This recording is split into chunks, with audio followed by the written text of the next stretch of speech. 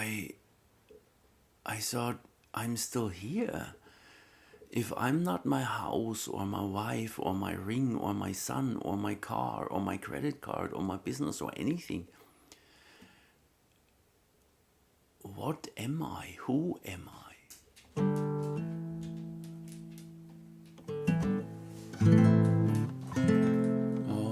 Okay.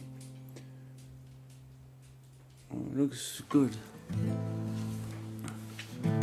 Walk away from you yesterday, walk away from you tomorrow, and walk away from all the pain and sorrow.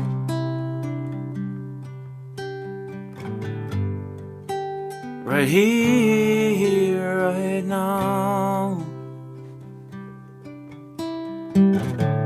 All we ever have anyhow.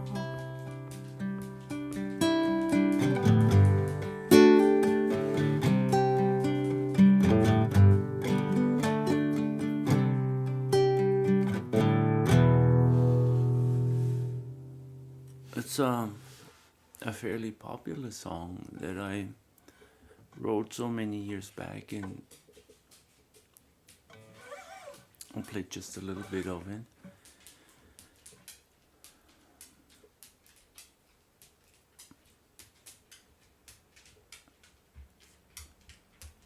Consciousness, awareness, aware consciousness.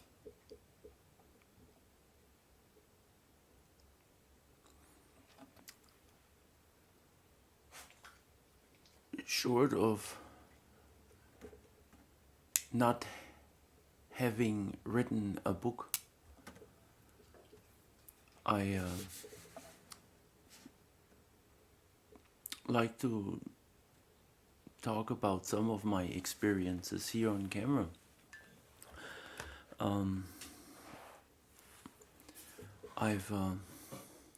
Well, before I do that, this is my beautiful Taylor guitar.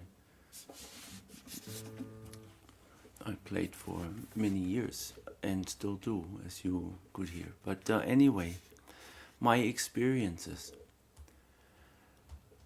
One of the most transformative experiences I had, and this is how I found Eckhart Tolle too, well, after the experience, is that I was very much into looking for happiness, probably like anybody here in this world.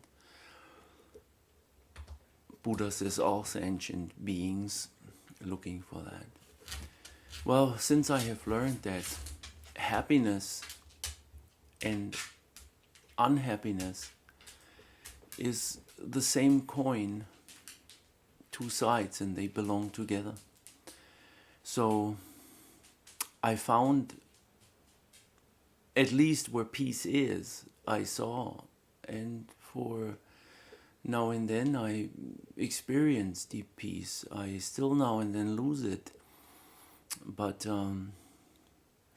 there's seems to be always a remnant. But the point is, how did it come by? Well, I used to have a very successful, well, I call it successful business in conventional terms, that bought me this and that, and I could never get really happy with these things much longer than for 30 seconds. Well, maybe longer, a week or two, maybe even a month, I don't know. But the same unsatisfactory, is that a word, or dissatisfactory, or uncontent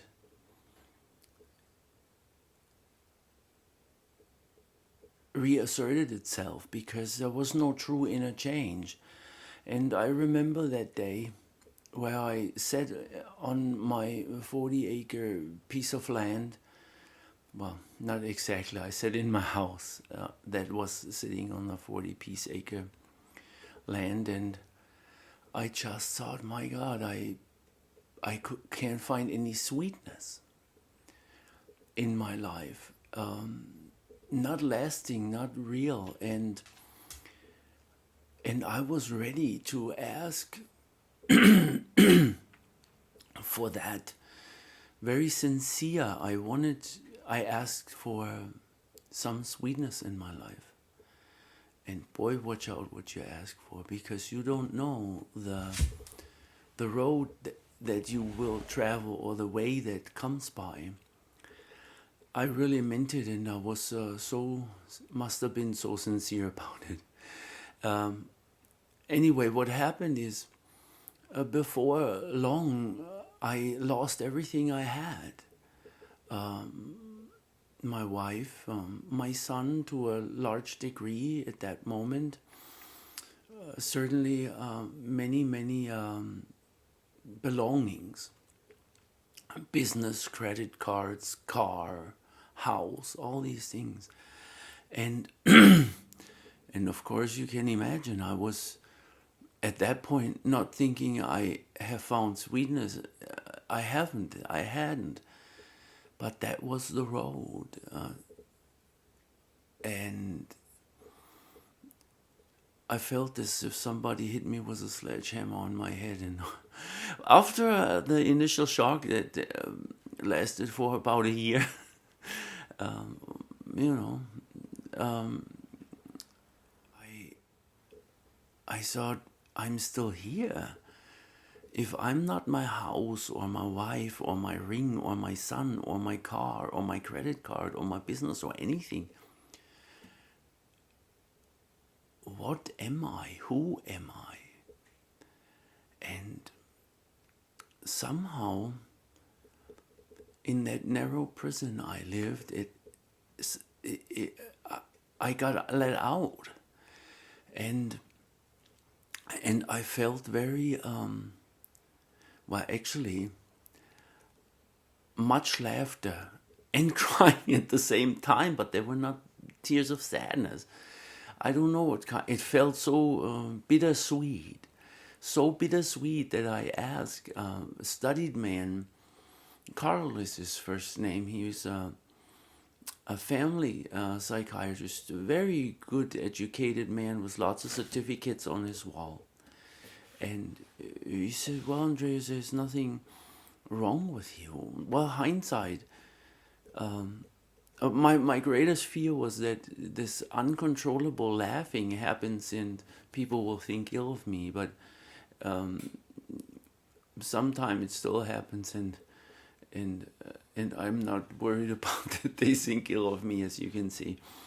But what really happened is I experienced joy, uncaused joy.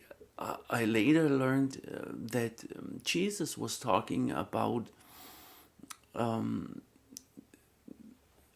that the unexplainable. Right now the exact words he says, I paraphrase. So uncaused joy. That's not really explainable. And for the first time in my life, I experienced the uncaused joy. I was just so ecstatically joyful, and there was not a cause. I mean, I didn't get a BMW or a house or a girlfriend or a wife. I'm married.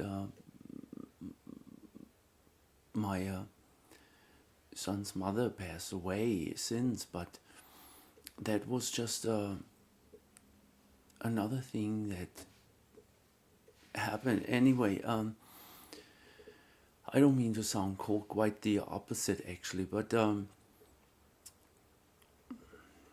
then I for the first time started to be really here, and see things and feel things, and be here. And a wonderful experience. I think that's all for right now, because it gets lengthy. But as you can imagine, there's much more. That was the start, almost like a rebirth. and the dying at the same time, the egoic me, but not like Eckhart Tolle completely.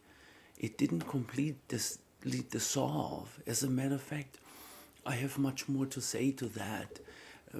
Since then, 20 some years have passed, and in those 20 years, many things transpired. So thank you for listening, and I think it's a I'm telling this not necessarily to show myself or profile myself or make myself interesting. Not that. It is a sharing of consciousness. I'm interested in helping the world wake up. That implies that I'm awakened. Maybe I'm not a Buddha, but I'm a Bodhisattva. There. Maybe I'm not all the way, because I still have in and outs, and I don't know if this is normal or not. For me, obviously it is, and I let it be here for now. But until we meet again in the next clip, I gladly tell some more. I do want to thank Eckhart Tolle for his beautiful books, and Byron Katie for her beautiful books, and the list is long of people I would need to thank helping me to understand, or not understand, but experience. Anyway, thank you. Bye bye.